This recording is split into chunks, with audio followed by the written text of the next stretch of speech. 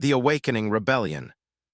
The Nebulan hegemony had ruled the known galaxy for 8 centuries, their vast armada of crystalline vessels capable of reducing entire civilizations to dust in a matter of hours.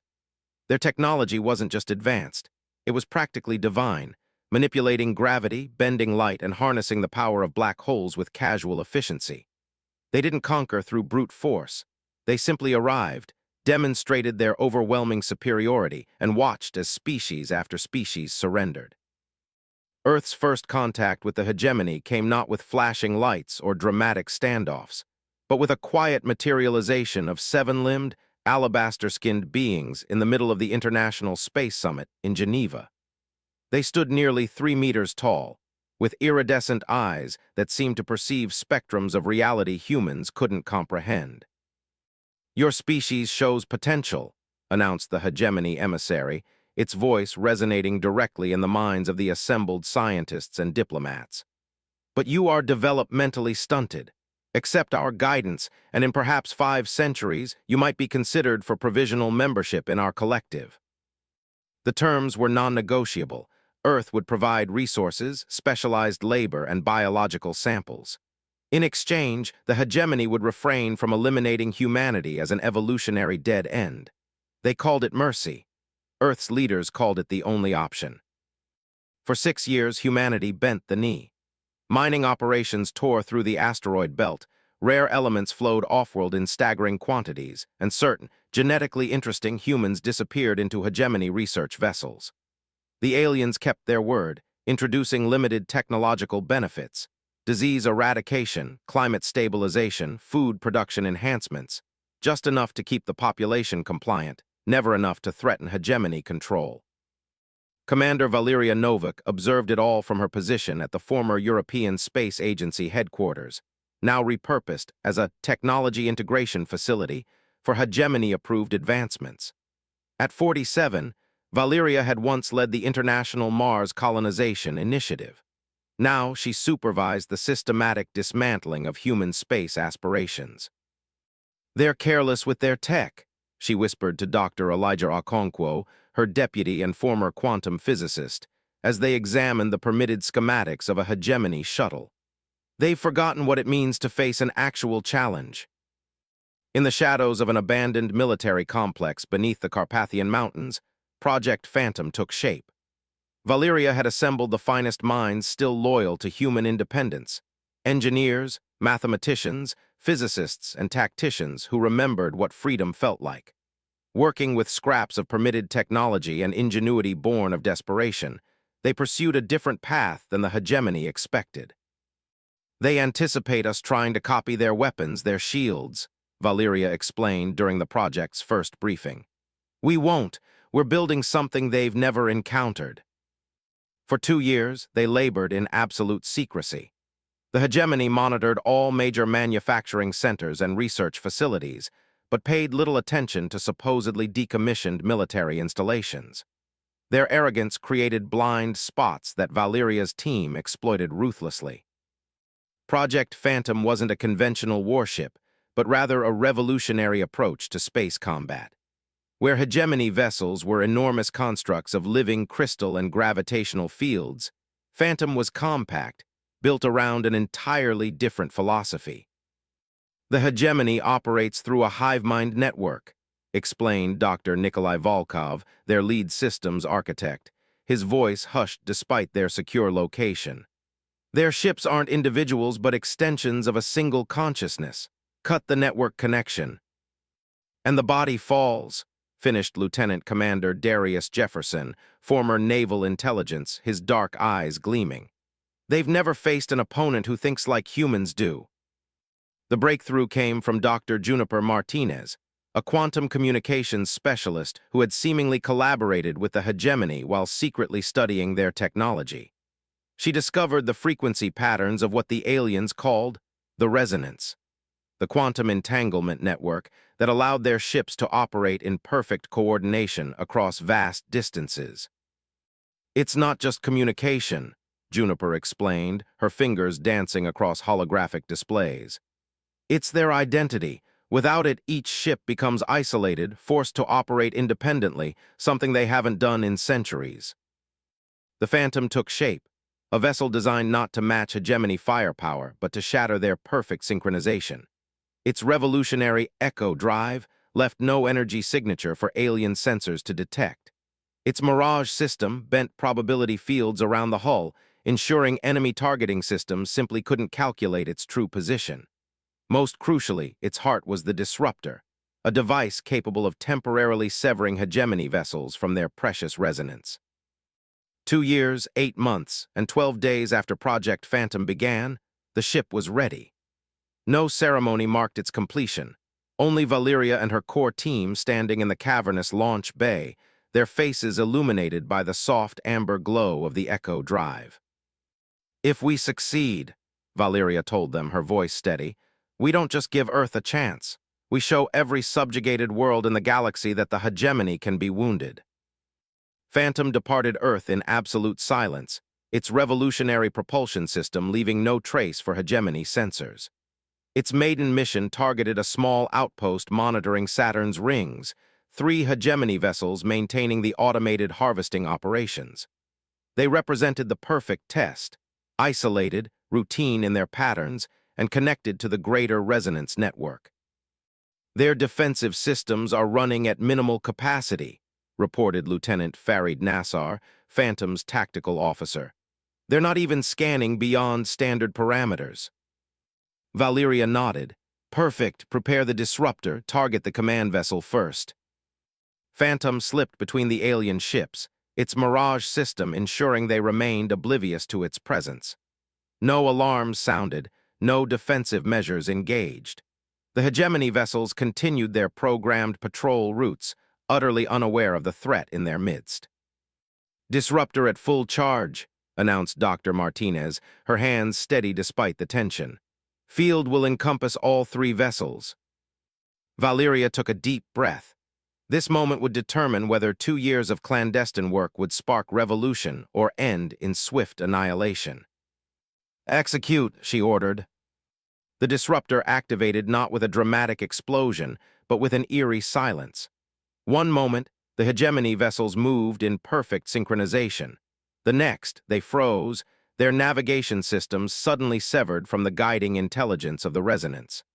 Emergency lights flashed across their crystalline hulls as backup systems engaged. This was the critical moment, the brief window of confusion before the hegemony crews could compensate. "All vessels experiencing quantum desynchronization," reported Nassar, unable to keep the smile from his face. "Their automated defense systems are cycling through reboots." "Mirage system maintaining full coverage," added Lieutenant Wei Lin from the helm. "They still can't detect us." Valeria leaned forward. "Bring us alongside the command vessel. Prepare the boarding team." Phantom's hull opened like a night-blooming flower, and a team of 8 humans in advanced infiltration suits launched toward the disoriented hegemony ship. This wasn't a suicide mission.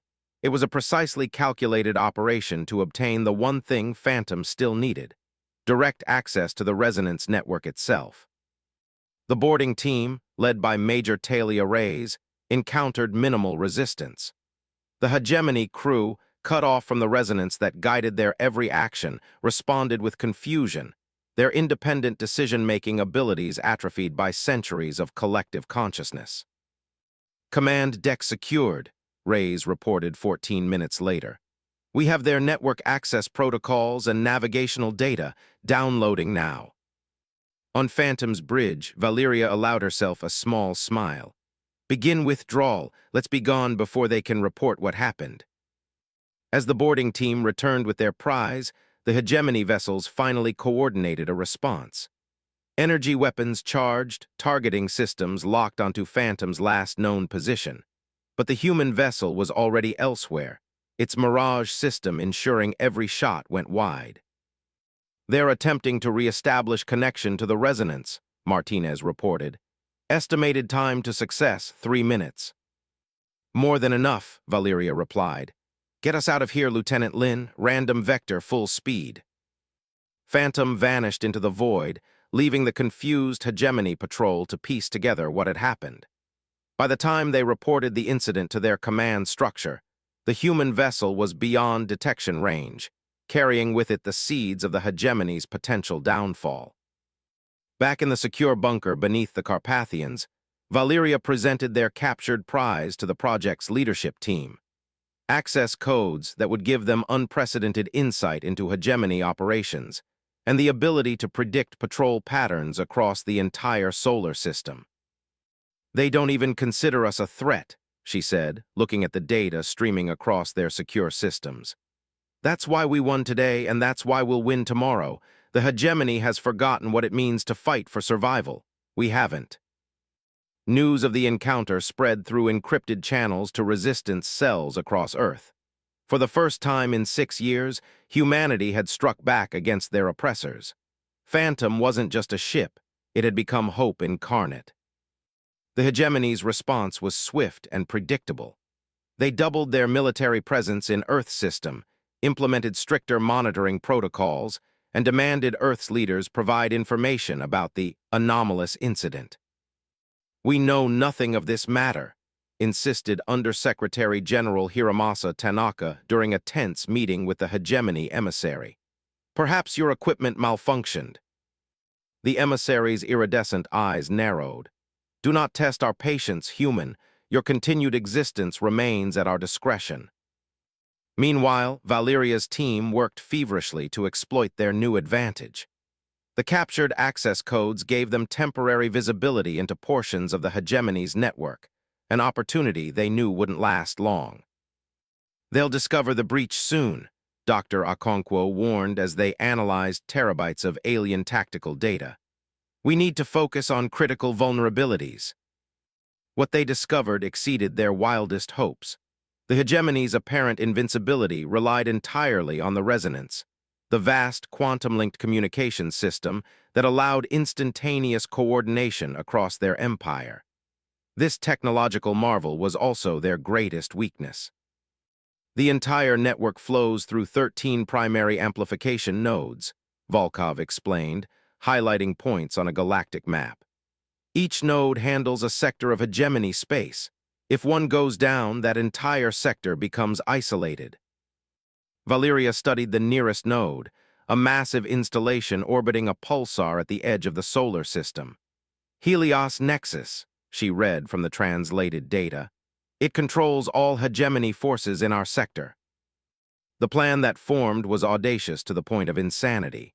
With their disruptor proven effective at short range, they would now attempt something far more ambitious: a strike at Helios Nexus itself, aiming to disable an entire sector of the hegemony fleet.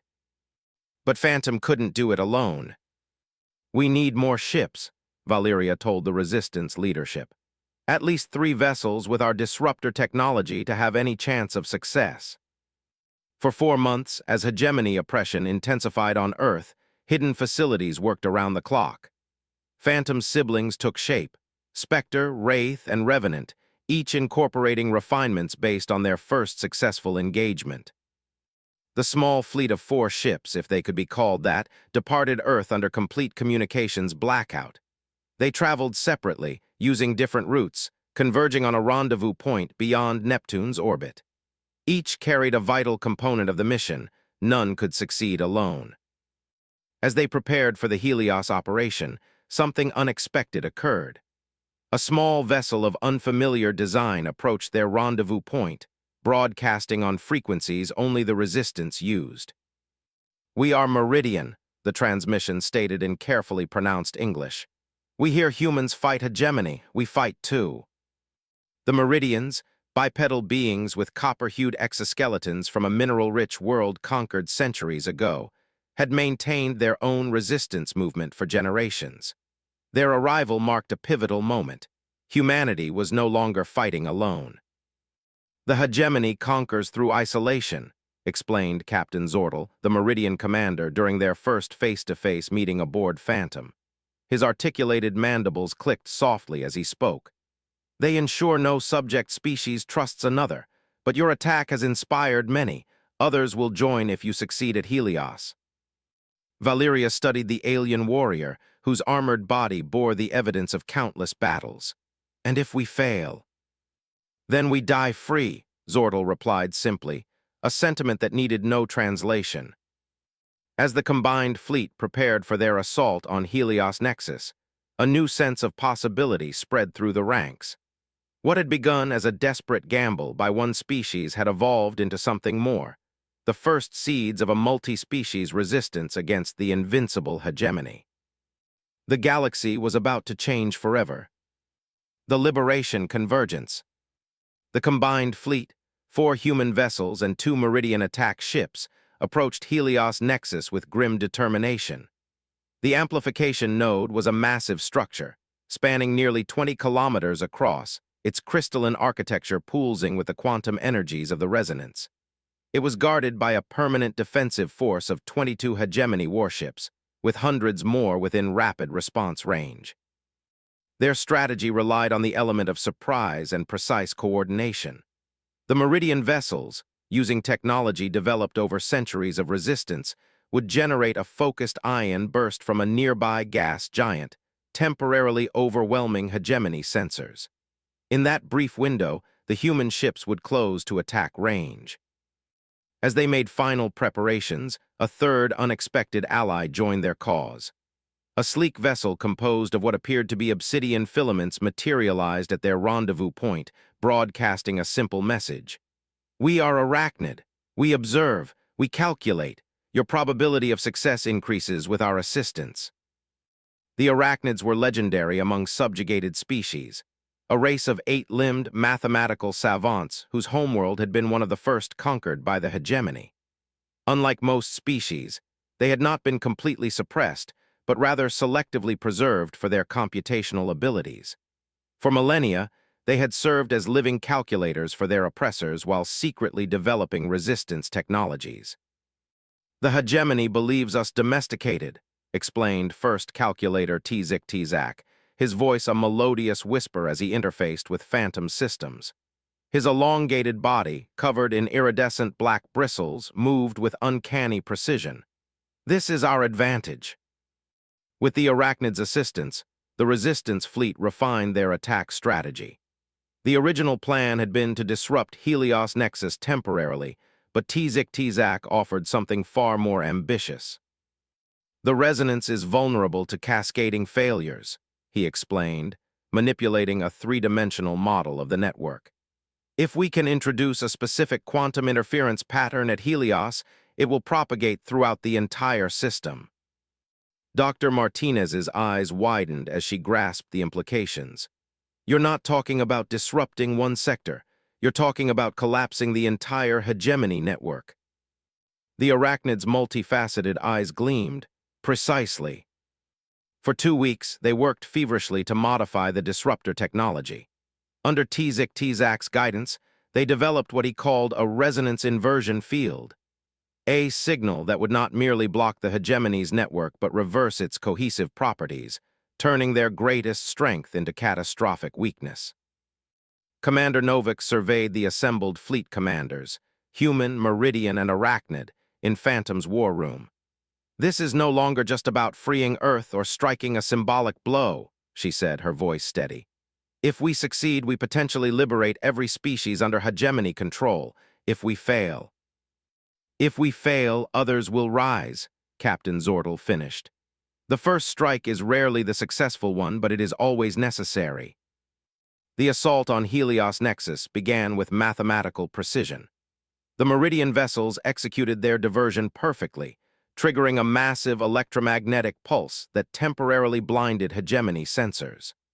The arachnid ship, virtually undetectable due to its exotic composition, positioned itself at the calculated focal point of the amplification node's transmission field.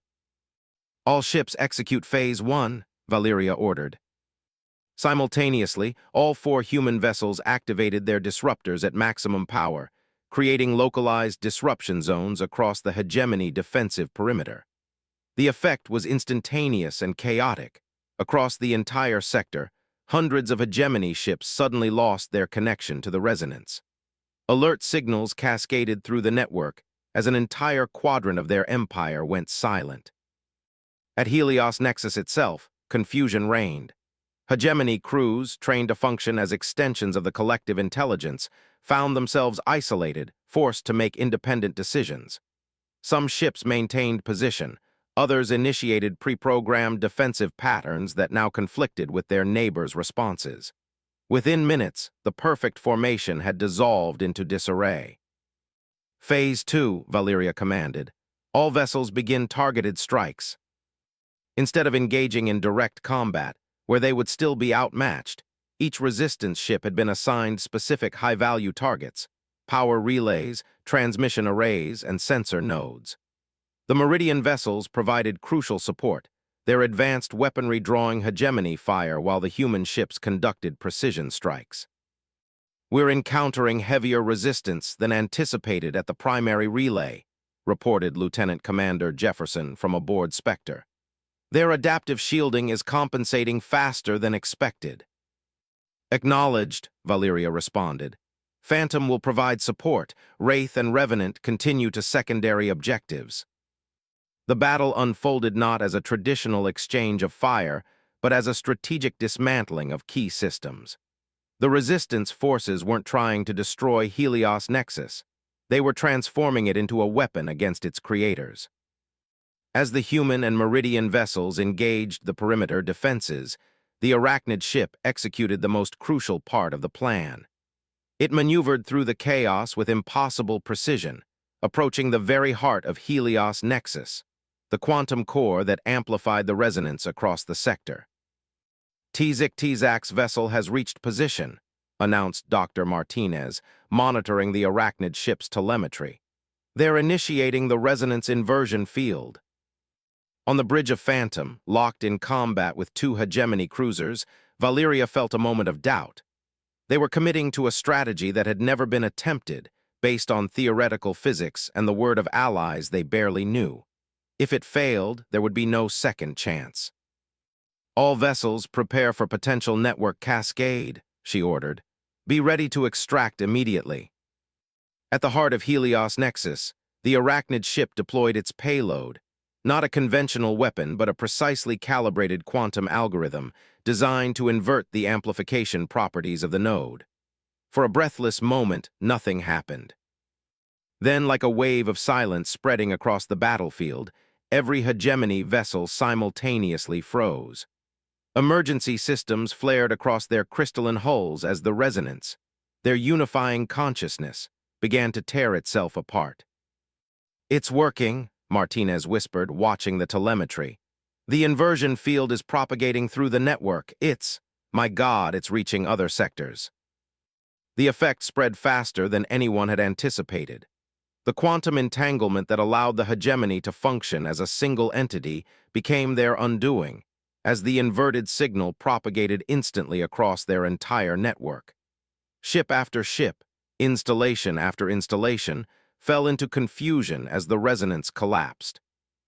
"All resistance vessels, initiate extraction protocol," Valeria ordered. "The cascade is accelerating beyond predicted parameters." As the combined fleet withdrew from Helios Nexus, the amplification node itself began to destabilize. The crystalline structure, designed to channel and strengthen the resonance, could not contain its inverted form.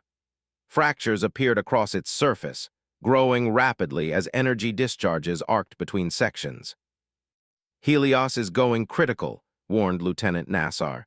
"Estimated detonation in 45 seconds. "Maximum acceleration," Valeria commanded. "All vessels clear the blast radius."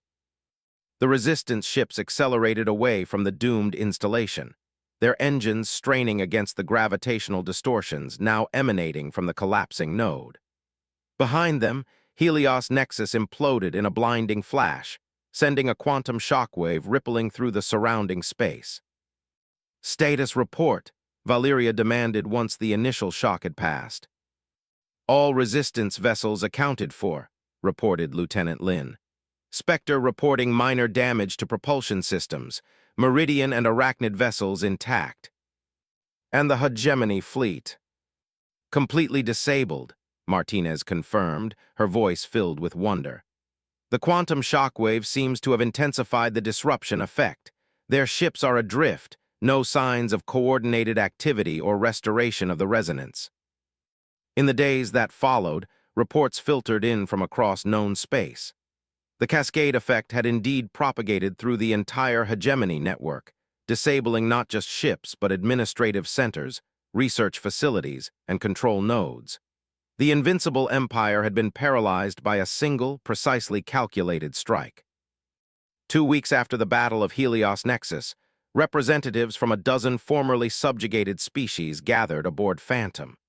Some, like the Meridians and Arachnids, had maintained resistance movements for generations. Others had seized the opportunity presented by the hegemony's sudden vulnerability to reclaim their independence. "What we have done cannot be undone," Valeria addressed the assembled delegates. "The resonance has been permanently corrupted. The hegemony as a unified entity no longer exists, but individual ships, installations, and administrators remain. They will adapt. They will try to rebuild." "Let them try," growled Zordal, mandibles clicking. "We now have what they never expected, coordination between free species." Tzik's multifaceted eyes gleamed with mathematical precision. "The probability of successful reformation of hegemony control is less than 3.7%, assuming continued cooperation among our species."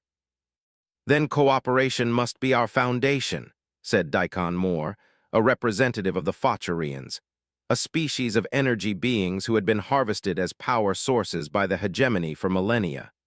Not dominance, as was their way, but mutual respect. The gathering that began as a war council transformed into something more significant, the first steps toward a new interstellar coalition.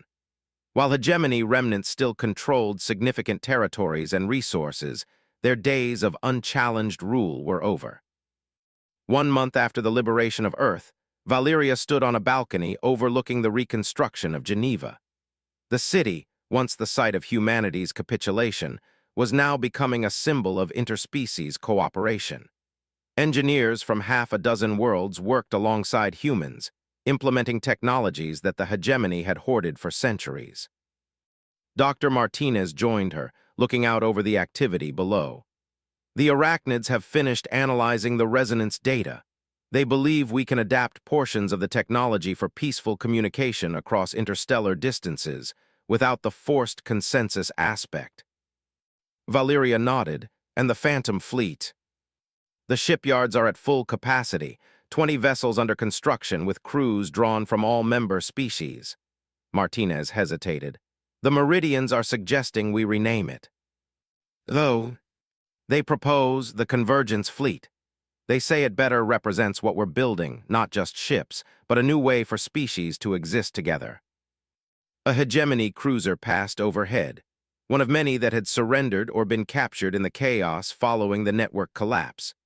Its crystalline hull, once a symbol of untouchable power, now bore the markings of the nascent coalition. "The Convergence," Valeria repeated, testing the word. "I like it." Far above, in what had once been hegemony space, former subject species began the long process of reclaiming their sovereignty.